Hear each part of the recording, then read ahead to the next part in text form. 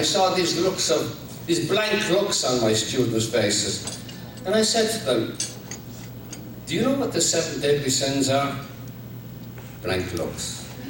Blank looks. I said, how the hell can you enjoy yourself? I don't know what the deadly sins are. So I told them, pride, covetousness, lust, anger, gluttony, envy, and sloth. These are the 7 deadly sins, and they're drummed into you very early in life. A sense of sin and a hierarchy of sins ranging from above, on top here, there was something called the unforgivable sin, which always intrigued us when we were kids. What is it? Nobody knows. But when you do it, you'll know. And then the only person who can forgive you is the Pope. You have to go all the way to Rome, save your pennies, there's a white sin on the way to Rome. Don't stop in Paris on the way.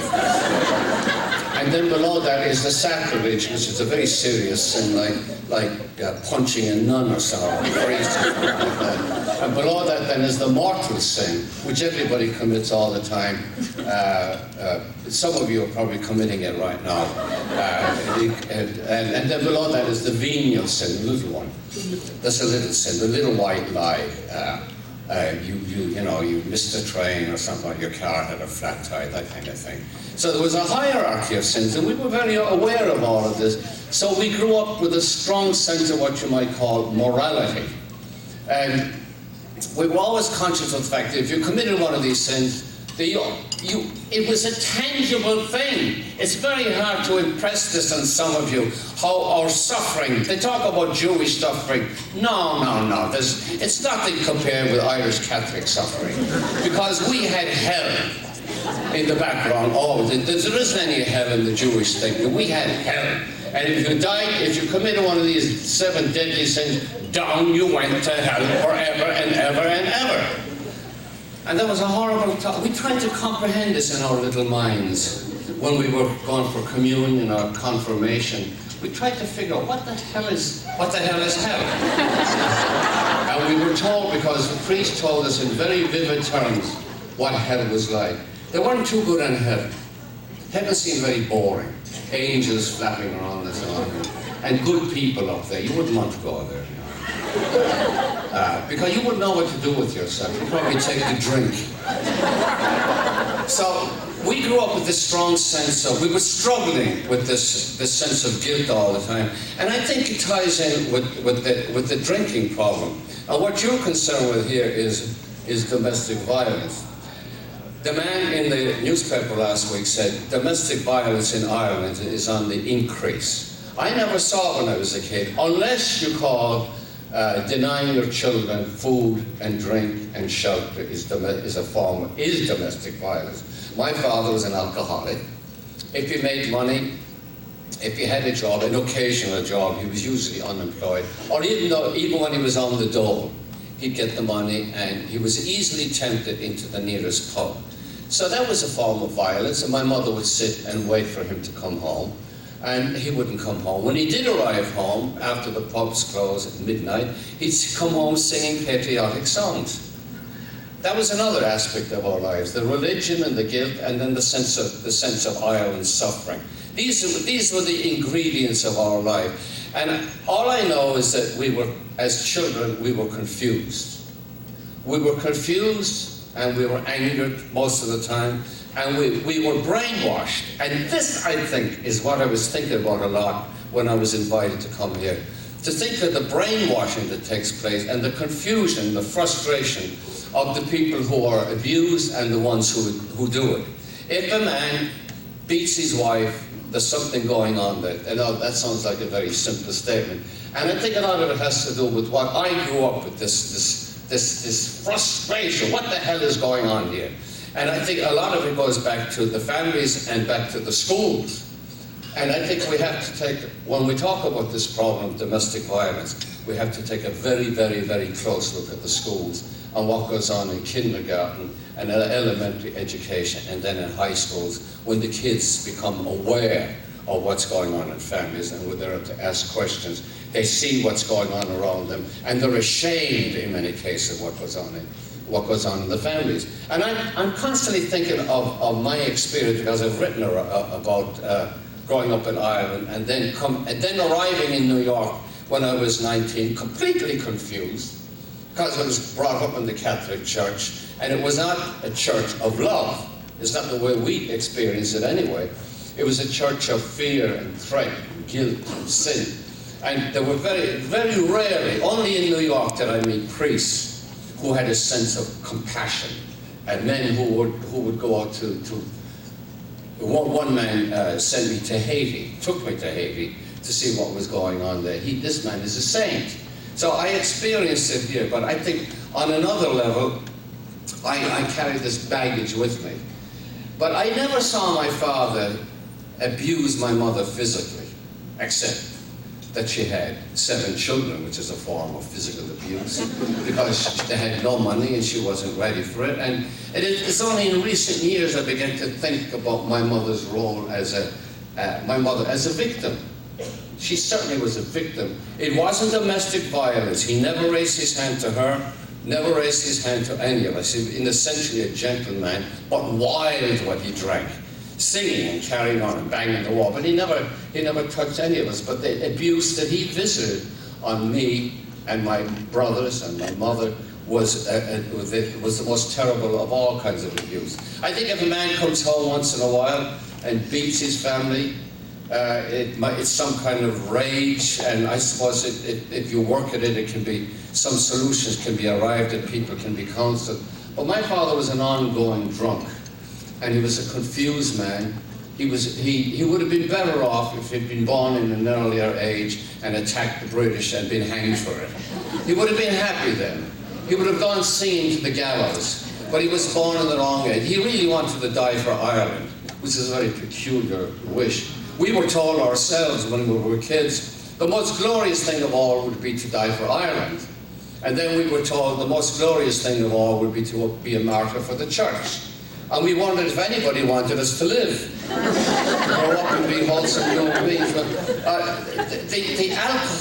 the alcohol is always connected with domestic violence. I don't know what the statistics are. You know more about this than I do.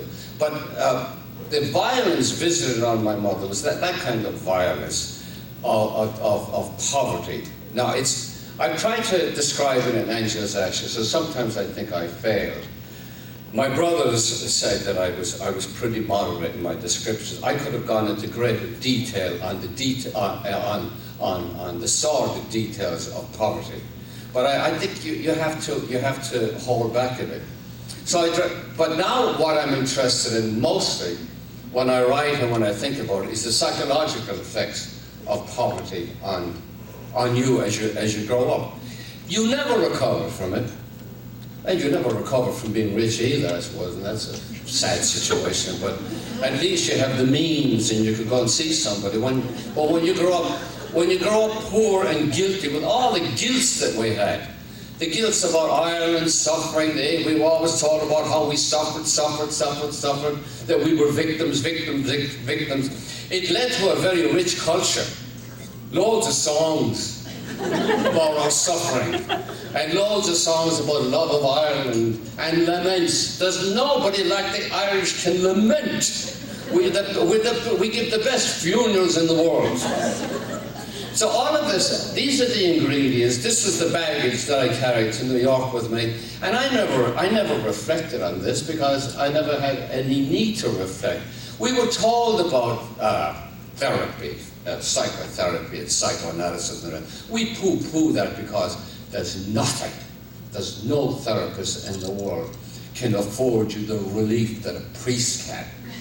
This is the most powerful sacrament in the world, and the church builds you up. They give you the sense of sin, and you grow up with this sense of sin. Everything you do, especially if it has to do with the flesh, in Ireland that is. Everything is a sin. If you even think about it, it's a sin. You may not do it, you may not commit the sin, but if you think about it, want to do it, that's the sin of desire. You want to do it. It's very subtle, it's very theologically very subtle, and boy, do they have you. And you try to struggle out of this net, and you never struggle out of it, unless you start thinking about it the way a lot of people start thinking about their lives. So this is the baggage that I had when I came, and I started writing. I became a teacher And it was there, if I know anything, it was in the classroom. I discovered myself. The kids thought I was teaching. I thought I was teaching, but I was learning. I was learning a lot from them, because when you're teaching in high schools, it's different, I suppose, in elementary schools. But when you're teaching in high schools, you say something, and those kids are, especially the ones that I taught, were forthright and generally honest. And if you contradicted yourself, oh yeah, you contradicted yourself. That's not what you said last Wednesday. And if you have 165 of them every day, one of them is going to catch it. They're a bunch of liars in your classes. So they teach you to be honest. They don't teach you, but you learn. You better not contradict yourself, because there they are watching you. They're looking at you. They're scoping you out. They're checking you out. They check, one class checks with another class. What did he say? What was the test, and so on? And your name is going around, and you're being. There's a composite that's created of you as a teacher, and eventually you'll learn that honesty is not just the best policy; it's the only way, because they are watching you every moment. They're like heat-seeking missiles. They'll zoom in on you. So I was learning all of this, and along the way I was learning something about what would you call it? Introspection, self-analysis. Because as I said, the church had all the answers before that for an Irish Catholic kid. I believed the church when they said Sigmund Freud was all wrong. That priests used to say that Sigmund Freud attributes everything to sexuality, and I believe that. And I thought that was a sin, because you might start thinking about sexuality. And that's a sin. Just thinking about it is a sin. To go to a psychologist or a psychotherapist and talk about it would be a sin. This is what we were told, and we were very wary. And we also believed that the Catholic Church was the only true church. This is what we were told. Outside of the church, there is no salvation. That's what we were told. So those of you who are here who don't belong to the Catholic Church are doomed. That's what I thought. And I felt very sorry for the Protestants back in Limerick. I wanted to take, especially the girls, I wanted to take them all and have them baptized into the Catholic Church. So as I say, this is the baggage I brought with me. But then my students would ask me about my life, and I had never thought about it that much, because I was ashamed of it. Again, there's that stuff from poverty you never get over. I was ashamed of it. I was ill-educated. I was inept. I had no social graces whatsoever. And I didn't want to tell anybody where I came from. It's a big thing in the USA now to brag about how poor you were and how suffering and so on. I didn't want to do that. I used to tell girls in New York that my father was a mailman. I thought that was big time. It is too, but for me, that was reaching far above my station. And we were told also, don't reach above your station, because God loves the poor. That's what the priests said. I didn't see too many of them embracing it, but God loves the poor anyway. So it was in front of my classes, I think, as a high school teacher in 4 different high schools in New York, that I began to sort out all of this stuff, all of the baggage of my life, and to find out, and to first of all, discard everything. Get rid of it. Clean out your head, clean out your brain, completely. Get rid of the old stale beliefs that were imposed on us, because it's happened, and this is what appalls me about education, that every moment it's being imposed on the children. They are lied to and lied to and lied to all the time, and we don't encourage them to think, because that's dangerous. If your son, David, or your daughter, Susan, comes home in the afternoon, 16 or 17, and goes up to his or her room, and it's very quiet up there, and you look at your spouse, because usually it's rocking. Usually the walls are rocking, the stereo is going, but it's suddenly very quiet, and you get this uneasy feeling. What is she doing up there? And you want, Susan, honey, what? That's their language. What? Honey, what? Is anything the matter? No. Why are you bothering me? Oh, then it's quiet, and you find out later, when she goes out, you go up, and on her desk, she's been working on a poem. That's dangerous. She's thinking for herself. She's beginning to create. And it's something we can't measure. So they have to be watched at all times. But they're generally not encouraged because we have a way of dealing with them. We have our own sneaky way of dealing with them. We test them all the time. No kids in the world are tested more than American kids. It comes up in the 4th grade. You're going to be tested. If you don't pass that test, you'll fail. If you fail that test, you'll fail the course. And if you fail the course, you won't graduate from high school. If you don't graduate from high school, who'll go out with you? All of this stuff comes up. And I'm concerned more when I think of domestic violence of going to the roots of education itself. I know it's only one of the avenues of thought. But when I look at my mother, who was finished school in the 4th grade, and swallowed everything she was told. My father had a little more education, but he was so brainwashed by Irish patriotism and the church. He believed the church, but he never went. This confused us too. My father and mother imposed Catholicism on us, but they never went. They would make sure we went to communion, confession, confirmation. They didn't go themselves. So we were confused by all this. In the meantime, the theme that I think most about in my mother's life is how she became a victim. Ignorance. She had no knowledge whatsoever of the human body. She had 7 children, and it had 7 children in 5.5 years, and 3 of them died within a year and a half. Now I have one daughter, and she's 31 now. 32 in a couple of weeks. Next week, I better send something. When I think of this one child that I have, and when she used to have the sniffles, the cold, I'd worry all night. When I think of my mother having all these children, and 3 of them died within a year and a half, how did she survive? Because the brutality of grief. She didn't grieve. She didn't complain. She never complained. Even in her later years, she never complained. She just said later on, she had emphysema, so she just said she wanted to die. And this is the saddest thing of all, that she was ready to have a good time. She wanted to get some satisfaction out of life, but it was never given to her. It was never afforded her. So she declined, and she died at 73 in New York in 1981. And this is the thing that bothers me all the time was that she was violated. She was abused. Who? Was my father responsible? Partly, mostly. Was society responsible? Was the church responsible?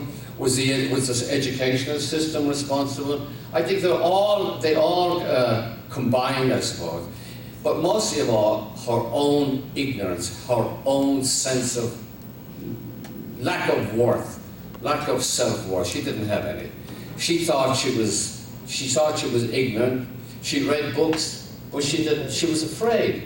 She was afraid all the time. She was afraid of so-called educated people. She was never able to think for herself. She was an angry woman, like most people who are abused the way she was. She was tolerant of my father's drinking, which she shouldn't have been. She didn't, as some people say, she didn't walk away from it. Oh, why didn't your mother walk away? Why didn't she get a job? And I go, where? In Limerick? In the 30s and the 40s? Where would she get a job? Well, there's always openings for women who scrub floors. There wasn't. She couldn't even get a job scrubbing floors. There was nothing. No escape. And that's the most horrible thing of all. When a woman and a family come up against it like that, and there's no escape. What do you do? Education. That an organization like the House of Ruth would need $5 million to tell the people of Baltimore and surrounding areas there's an escape route. That's what many of us need, where we're conditioned, where we live in fear, but there are always escape routes. But once you get to the end of the route, you have to start examining your life.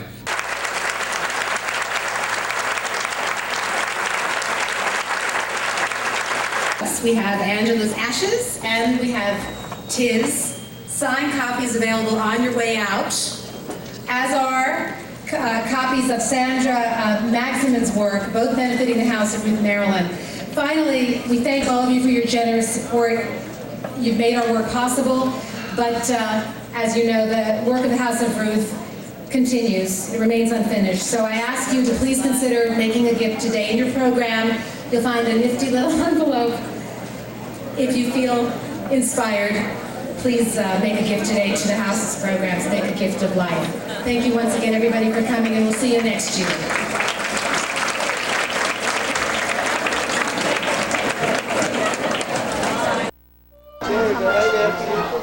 Do a couple more. Jerry, actually hand her the book, that'd be great. Actually,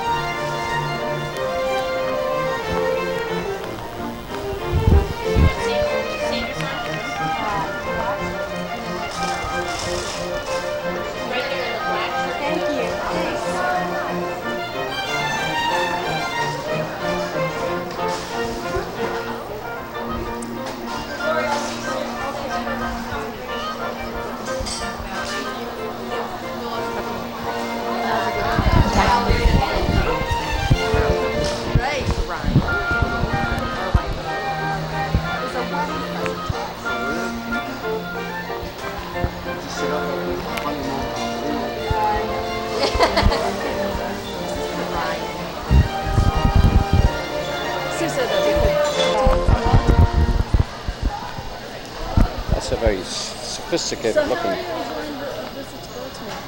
Well, I suppose I'm enjoying it. Of course I'm enjoying it. I'm surrounded by... Oh, good, and you're going to the Oriole game tonight, I'm right? going to the Oriole game, yeah. Good, good. Hopefully you'll bring us some luck. What, didn't the Orioles beat the Tigers the other night? Yes. Yeah. We want to continue which that, is no though. great, but they lost last night. Well, tonight they'll win. Yes, yes, let's hope so. Making a blessing. If you could just look into the camera and just say top of the morning. Top of the morning. We're with Frank McCourt of Angela's Ashes, the author of Angela's Ashes, Frank McCourt. Thank you. Thank you. Thank you. Enjoy your stay here.